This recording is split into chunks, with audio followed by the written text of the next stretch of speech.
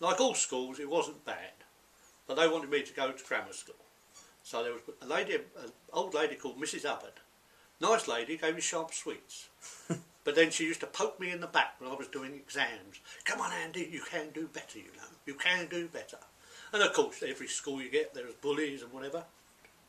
And that used to happen as well. Used to have a bit of bullying in the school. Oh, yeah? Yeah. And then, of course, in Blomfield Road, because it was by the canal, lots of bomb sites around. So I remember getting caned, yeah, because it wasn't my fault, this, like all kids would say. I didn't get to, you know, the meeting in the morning, I can't remember what it's called, where they get all the kids together and whatever, and tell them the rules of the day. So I got there late. And some friends said at lunchtime, oh, let's go over the bomb site. They didn't mention that they'd been warned not to go over to this bomb site because it was dangerous. And anybody found going over there would get caned. Yeah, so we all went over there quite happily, came back, and there was a teacher. Not a happy teacher. So we all got 3 of the best on the hands. Yes, and I was furious because I didn't know about it. Nobody told me. So was the cane commonplace in your school then? Yeah, for serious things, yeah. They didn't do this exclusion business. They dealt with you there and then and got it out of the way. So you didn't, it wasn't like something, oh well, I'll deal with you tomorrow, or I'll get Mr. Doodad to deal with you, or anything like that. You got sent to the headmaster or headmistress, and they dealt with it there and then. So how strict was the school? Was there... It wasn't particularly strict, yeah. They were a lot of leeways, but if, like at the assembly, they'd said, you don't do this. Therefore, if you got caught doing it, then you were in big trouble. Yeah, but you would be warned first. There was certain behaviour that you had to do. But otherwise, it was very easy going. Nobody seemed to worry too much about anything. Yeah. So did teachers tend to knuckle down on the bullying and that in your school? Well, I don't think they even noticed it. It was just a way of life. Yeah, I can't remember anybody actually being told off about it. It was just one of those things. The home life wasn't too bad. I had a brother and an older sister that was adopted. She wasn't adopted, she was fostered. Yeah? Basically there'd been problems with her parents, and my mum had lived in the same area as her parents. Her mother had died of cancer, so she just took her in. She was never legally fostered, but she lived with us for the rest of her life, yeah, until she died a few years back. So that was the family basically. So there was mum, dad, brother, this older sister, and myself, yeah, and there was neighbours next door. We lived in a house, but there were 2 floors to it. So the Whites lived downstairs, and we lived on the top floor. And so there were a lot of kids about. Where was this you were living? Blomfield Road in Maida Vale. Yeah, it was right opposite the canal. Yeah.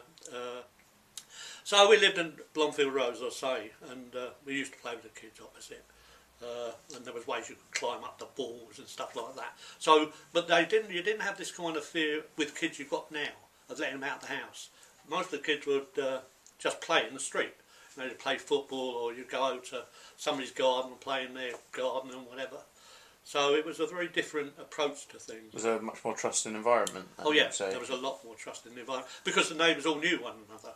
Yeah, like these days you don't know who's living next to you. Yeah, so it makes it a different ball game, especially here in London, where it's like a big transient camp. You know, you get loads of different people coming and going or whatever. You know, so you really don't know what's going on. So as I say, that was more or less at home. Yeah. But as I was saying, so it wasn't a bad life. There's a couple of bad things on that happened. There was a young kid, and they were playing opposite on the canal, and he got caught by a lump of metal. Yeah, and this lump of metal, when they threw it in, caught on the back of his shirt and took him with it. Yeah, and my dad and the neighbour downstairs heard the screams, and they came rushing down the stairs and went over the canal, jumped into the canal itself, and tried to get this kid. Yeah, but unfortunately, they just couldn't, because of the metal attached to him, they just couldn't get him out of the water. Yeah, so he was drowned when the fire brigade came. So he hooked onto his clothes? Yeah, hooked onto his clothes, so they couldn't get him out. But they did get a kind of commendation from the local mayor for it, yeah, in the town hall. Yeah, so I say that was a bit of a disappointment. And then another time when a fire engine was coming down the road, it was one of the old-fashioned ones with not the supports on the side. So it came down the road, and one of the firemen was thrown up when it went round the corner. Yeah, So Is this one they used to hang on the side of the fire Yeah. engine? so he was trying to dress and went off the side. So because the fire station was just up the road, just off the top of Longfield Road, so that was a bad thing. But otherwise, it was a reasonable kind of life. You know what I mean? You know, the museums, you could get to the museums. The Church Street Market, we went down there. A nice summer's day, they used to do lemonade with ice cream in. Yeah, or limeade with ice cream in, which was really nice. Yeah, the furniture shops and all the stalls and whatever. And Portobello Market wasn't too far away, so we'd go down there on a Saturday with my mum and dad. What were your experiences with the old Portobello Market? Did you spend a lot of time down there? Or? Not a lot. It would just be a Saturday thing. You'd go down there, more or less the same as it is now. Been down there a few. The only thing that's changed, of course, is much more. There's more people, different kinds of people from different places. Polish, French, German, everybody down there. It wasn't much like that in my day. It was very simple. There were English people, black people, and some Indian. I was in Jaywick once, yeah. An Indian guy came to the door with a turban, you know, he was a Sikh. We ran away because we'd never seen one before. Yeah, it was really weird. Yeah. Jaywick at that time was a nightmare. But that was one of the summer holidays we'd gone on.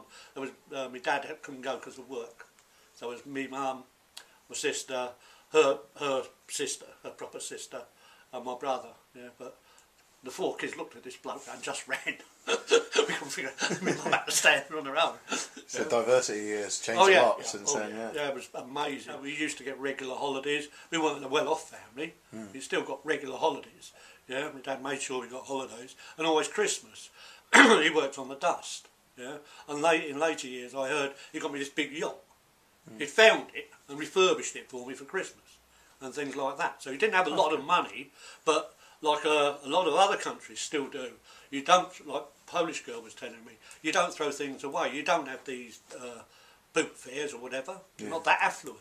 So what you have to do, if you find something, you make do amend. You know what I mean? Yeah. It's those kind of things. So yeah, it's changed a hell of a lot.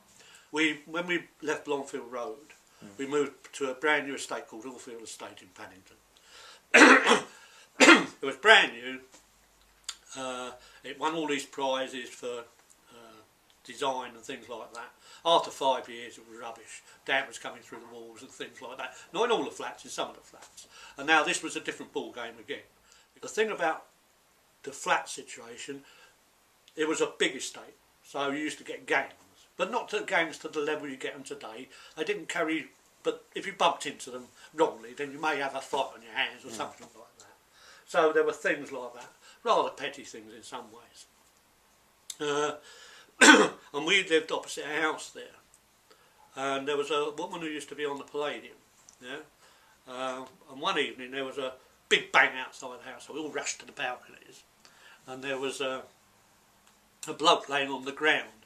She'd hit him with a shotgun, you know, shot him. So I found out the newspaper and heard a few, well, about £2.50 at the time. It wasn't a lot, but I can't remember her name now. Anthony somebody maybe, but maybe not.